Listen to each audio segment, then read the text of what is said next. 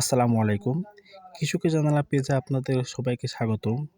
এবার এপিসোড নিয়ে আসলাম রসুনের পাল্প ব্লাস্ট অর্থাৎ আগা মারা রোগের জন্য নিয়ে আসলাম ভিডিও।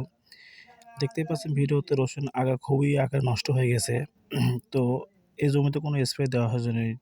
এর জন্য ১ম ব্যবহার করতে পারেন লিমোক্সানিল, সাইমোক্সিলাম প্লাস ম্যানকোজেব এবং সঙ্গে স্প্রে করতে পারেন সাথে ভাইরোসিড, এটা আপনার হলো ব্যাকটেরিয়া নাশক। এটা স্প্রে করলে আপনার রসুনের যে হারে আগা মরা রোধ হয়েছে, আগা মরছে, এটা দমন করা সম্ভব হবে। এবং এর থেকে ৭ দিন পরে স্প্রে করতে পারেন লিমজিম ৫২.৫ ইপ্রোডিন প্লাস কার্বোনাজিম এবং সঙ্গে স্প্রে করতে পারেন মাকড়নাশক লিভাক্টিন ১.৮ ইসি। এটা ব্যবহার করলে আপনার রসুনের আগা থেকে গোড়া পর্যন্ত সম্পূর্ণ সুস্থ সবল থাকবে। এরকম মানে পাতা হলুদ হয়ে যাবে না।